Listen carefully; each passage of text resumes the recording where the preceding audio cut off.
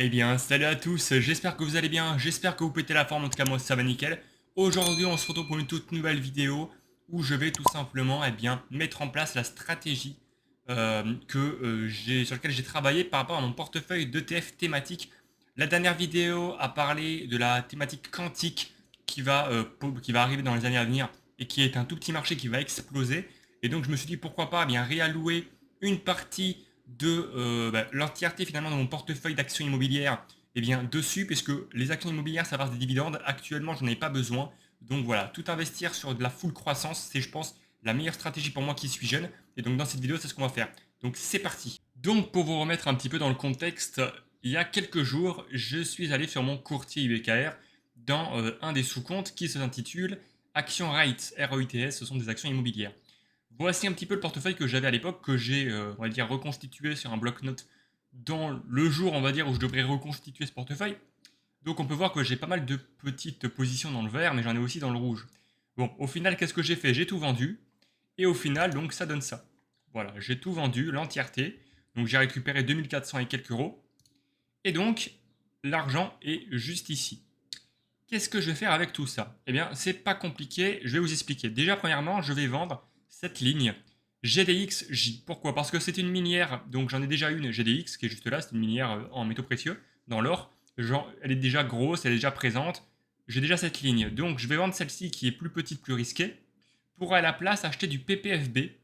PPFB, c'est tout simplement de l'or. Voilà, Physical Gold, c'est lui. Donc je vais vendre du GDXJ pour acheter du PPFB et ensuite j'achèterai du Quantium, qui est tout simplement KUTM, qui est le ticker de l'ETF quantique. Au départ, je m'étais fait, on va dire, une petite allocation parfaite au pourcentage près, mais je me dis au final, au lieu de me casser la tête, vu que c'est un portefeuille qui est censé grossir au fur et à mesure des années, je vais d'abord, on va dire, mettre mon argent dans les positions que je considère être, on va dire, celles qui vont prendre le plus de valeur dans le futur. Et par la suite, je diversifierai dans les ETF sur lesquels je considère que ça prend de la valeur, ok, mais ça va prendre de la valeur un peu plus lentement. Voilà, donc dans que je vais préconiser, prioriser en premier lieu, ça va être l'ETF sur les cryptos, l'ETF sur la robotique, l'ETF sur l'or, donc PPFB que je vais acheter. Il y a aussi l'ETF quantique, bien entendu, ça va de soi, et sur l'intelligence artificielle. Voilà, ça va être 5 ETF où je vais mettre la majorité de l'argent, donc de la trésorerie que j'aurai. Donc sans plus tarder, c'est parti. On va vendre du coup le petit ETF GDXJ, donc ça fait mal au cul parce que 182 euros de perte. Voilà, je pourrais attendre, mais en vrai de vrai, bon, parfois vaut mieux prendre ses pertes. Et théoriquement, si je me démerde pas trop mal, voilà, je devrais regagner l'argent rapidement. Donc quantité, il y en a 6 au marché, 6 et on fait vendre. Donc on peut voir au niveau des frais d'estimation de transaction inversée, donc que tu achètes ou que tu vendes, tu as 3 euros de frais. Donc j'en avais acheté 6, tu vois, pour justement diminuer le coût d'achat. Tac, donc voilà, ça fait mal aux fesses, mais bon, parfois il faut prendre ses pertes, hein, faut assumer. On actualise. Voilà, voilou. Donc là, du coup, je n'ai plus cette position et on va ensuite aller voir PPFB. Tac. Physical Gold qui a pris de la valeur en plus, donc ça fait un peu chier, mais bref. Donc PPFB Justice. Oh, je ne l'ai pas mis en favori, c'est bizarre. Tac, et on va acheter au marché. Et alors là, il coûte 68 euros, donc on va faire le calcul parce que là, du coup, j'ai récupéré environ 400 euros de l'ETF GDXJ. Ce qui fait, donc j'arrondis à 69 euros l'unité, ça fait 621 euros. Voilà, bon, 1 euro de frais. Tac, confirmé. Parce que l'or, franchement, c'est vraiment un actif sur lequel j'aimerais vraiment faire grossir cette position. Ensuite, du coup, on va prendre le Quantum. Il coûte 27, on va arrondir à 27 euros parce qu'il faut prendre en compte l'ordre d'achat qu'il faut passer. Donc là, je pense, je peux en prendre facile, je peux en prendre 25. Ça fait 675. Il y a 1 euro de frais. Ouais, tac. L'ordre est passé. Vu le prix de cette ETF, je vais en prendre que 2. Je vais en prendre 2. Alors au niveau des frais, ok, ça va. Je vais en prendre 2, comme ça il me reste quand même un petit peu de... Voilà, il me reste un petit peu. Parce que là, en fait, vu le prix de l'ETF à 200 et quelques, j'aurais pu en acheter maximum 7 en fait, tu vois. De la robotique. Robotique, je pense que c'est vraiment le futur. Parce qu'en fait, là, il y a l'intelligence artificielle sur laquelle tu peux donner. À l'époque, il y avait l'intelligence artificielle conversationnelle. Ensuite, on est passé à l'intelligence artificielle qui tout simplement d'automatiser des processus avec les bots, avec les agents IA. Et maintenant, on est dans un délire, dans le futur et même actuellement, de robotisation. C'est-à-dire qu'en gros, tu as des robots qui vont faire des choses physiquement dans le réel via l'intelligence artificielle. Actuellement, c'est que les ordinateurs. Mais là, on est en parallèle, on est en train de se propulser avec la robotique. Donc, en gros, tu as une main mécanique qui va pouvoir prendre quelque chose. Donc, voilà, donc c'est de plus en plus en train de se développer. C'est pour ça que je pense que c'est un secteur d'avenir, ça aussi. Hein. Attention, c'est pas compliqué. Donc là, on va en prendre, ça coûte quoi, 19 euros, on va arrondir. Je vais prendre 25 positions. 25 positions, ça fait 475 euros. Il me reste donc 783 euros à investir. Et donc là, on va tout simplement acheter du Nasdaq Biotechnologie. Et ensuite, on finira avec les crypto-monnaies. Donc là, ça coûte 9, on va arrondir. Je vais prendre 40 positions de cet ETF Nasdaq sur la biotechnologie. Et le reste va partir dans l'ETF crypto. Ah merde, je suis en négatif. Voilà, j'ai vendu 2 ETF sur la biotechnologie. Ça m'a permis de remonter, de revenir en positif. Donc voici à quoi ressemble du coup mon portefeuille. Ce que j'ai l'intention de faire, là comme vous le savez, j'ai un appartement et un garage. Là actuellement, je suis en train d'avancer un petit peu sur mon garage et sur mon appartement, et notamment sur le garage. L'idée c'est de le vendre cette année pour investir bien l'entièreté sur ce portefeuille thématique. Alors le problème c'est que j'ai pas trop de retour à ce niveau-là parce que je l'ai fait en début d'année.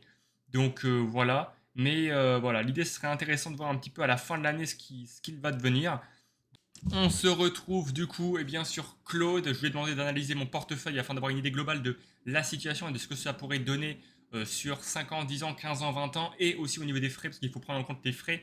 Hein, les ETF thématiques comme ça, il y a des frais comme assez importants, hein, 0,30, 0,40.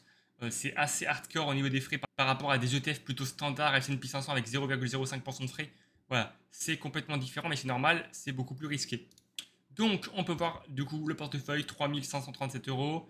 Au niveau de la plus-value, bon là ils sont un peu trompés, hein, ils m'ont mis 103 euros de plus-value, j'aimerais bien, mais là c'est plutôt en négatif. Coût estimé au niveau des frais, il a mis approximativement 32 euros par an, ce qui fait un TER moyen de 0,61, ce qui est assez élevé, hein, on va pas se cacher. Diversification 4 thématiques, on peut voir un petit peu voilà, ce que ça vise.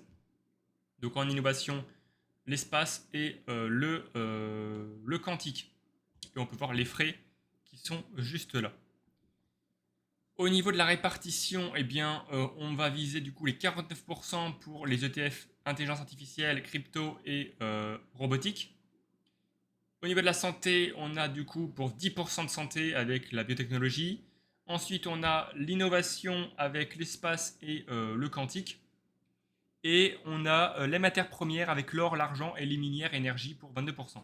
Donc sur 5 ans, voici la projection. Donc on est à 6616 euros, donc un rendement brut de 5% par an et 4,4% net. Donc ça c'est vraiment pour faire cette performance en 5 ans, il faut vraiment pas avoir de chance. Surtout les ETF thématiques que j'ai pris, bon ben, certes il y a des gros frais, mais c'est quand même assez risqué, c'est des thématiques futures.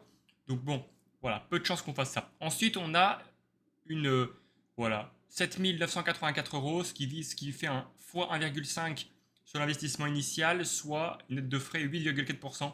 Bon, là, c'est quand même plus réaliste. Et ensuite, optimiste, ça aussi, c'est très réaliste, je pense, par rapport à mon portefeuille. On pourra viser les 14,4% par an, soit un x2, ce qui fait 10 453 euros.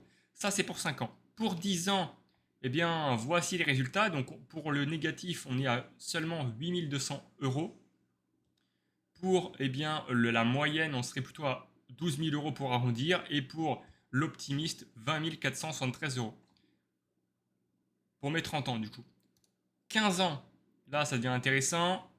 Bon, par contre, toujours négatif, 10 000 euros, c'est de la merde. 17 000 euros pour la moyenne, 40 000 euros pour l'optimiste. Et sur 20 ans, c'est là où on voit la différence. 12 000 euros seulement pour le négatif, 26 000 euros pour la moyenne et 78 000, on peut même arrondir à 80 000 à ce niveau-là, 79 000 pour l'optimisme. Alors bien sûr, il faut les faire, les 15% par an sur 20 ans. Je pense que là où j'aurai la plus grosse croissance, c'est vraiment au début, surtout sur la partie espace avec Elon Musk qui va aller sur Mars, le quantique, l'intelligence artificielle, la robotique et la biotechnologie, je pense que ça va exploser. Et puis les métaux précieux, parce que finalement les métaux précieux, on en a besoin pour toutes ces technologies, donc ça va de soi. Et l'argent, c'est un micro-marché, donc pareil, il en aura encore besoin pour les voitures électriques et tout le tralala. Donc je pense vraiment que c'est, voilà, ça peut tenir. Après, voilà, faire 14% par an, même pour un portefeuille comme ça, c'est pas sûr à 100%. Mais voilà, faut espérer que ça le soit. Au niveau du résumé d'analyse, donc les frais TER, donc c'est les frais que va générer mon portefeuille global, donc j'aurai environ 32 euros à 33 euros par an par rapport au portefeuille actuel, soit un TER moyen de 0,6, donc 0,61% sur ta valeur investie, donc 5337 euros environ. C'est raisonnable pour du thématique, mais légèrement au-dessus d'un portefeuille monde classique, 0,20%. Les ETF les plus chers sont BNXJ, donc l'ETF crypto, l'ETF minier et l'ETF sur le quantique, tout justifié par leur niche. Structure de portefeuille, 4 thématiques assez cohérentes. La tech, l'IA, 49%, matières premières, 22%, innovation, 19%, et la santé, 10%. Donc voilà un petit peu ce que ça donnerait du coup. Hein, voilà, c'est intéressant. Et donc j'ai redemandé à Claude de me faire une analyse, mais cette fois-ci sur un portefeuille de 50 000 euros, parce que comme vous le savez, j'ai un appartement et un garage, et l'objectif cette année même, c'est de vendre mon garage 50 000 euros dans ces eaux-là, ce qui me permettrait d'investir et de clôturer, on va dire, cette partie, ce portefeuille thématique, tout simplement. Et ensuite, la vente de mon appartement, eh bien, j'investirai 20 000 euros sur Indépendance AM, sur mon courtier compte titre, et tout le reste en ETF standard, S&P 500, Nasdaq 100, surpondérer un peu le Nasdaq pour avoir un rendement de 11%. Bref, de toute façon, tout ça, on reviendra dessus le moment venu. Mais bref, si on part de ce principe-là, 50 000 euros sur ce portefeuille thématique, sur 5 ans, eh bien, on va arriver sur du coup donc, au minimum 61 982 euros, donc un rendement de voilà, toujours la même chose, hein, 5% brut, c'est pas terrible. En moyenne, on peut espérer 74 000 euros, 75 000, et si on est optimiste, 97 000 en 5 ans, en x2. Voilà, je lâche ça là. Ensuite, à 30 ans, c'est là où ça devient extrêmement intéressant, c'est que dans le pire des cas, j'ai 76 000, bon ok, très bien. En moyenne, 111 000 euros, 112 000. Et en étant optimiste, 192 000, donc presque, on se rapproche des 200 000 euros. Je ne sais pas si vous imaginez, presque un x4. Au bout de 15 ans, ça c'est sans DCA. J'ai pas pris en compte le DCA, que ça soit pour là ou pour là, il n'y a pas de DCA. Là, par exemple, sur 15 ans, vers mes 35 ans, 36 ans, je pourrais espérer, donc, au pire des cas, 95 000, en moyenne 168 000, et dans le meilleur des cas, 376 000 euros. Et sur 20 ans, bon après, comme je vous le dis, il faut quand même tenir il faut tenir le rendement, mais sur 20 ans, si on imagine, j'aurai un peu plus de 40 ans, et bien à ce moment-là, on peut y viser 120 000 euros pour le pire, 250 000 euros pour la moyenne et 736 000 euros pour l'optimiste. Donc c'est plutôt, franchement, c'est assez impressionnant. Bien sûr, le temps nous le dira par rapport à tout ça. Mais voilà, je trouve ça intéressant de faire des simulations quand on a un portefeuille d'investissement, voir un petit peu ce que ça peut donner, déduire les frais fixes, variables, etc. pour avoir une idée globale de ce que ça peut donner. Je trouve que ça stimule et ça donne encore plus envie de passer à l'action et d'investir son argent. Bref, j'espère en tout cas que cette vidéo vous aura plu. Et si vous voulez d'autres vidéos de ce type, eh bien faites-le moi savoir en commentaire. Et voilà les amis, la vidéo est finie, j'espère qu'elle vous aura plu, j'espère qu'elle vous aura fait kiffer, n'oubliez pas le petit like, le commentaire, et puis moi je vous dis à la prochaine pour une prochaine vidéo, peace.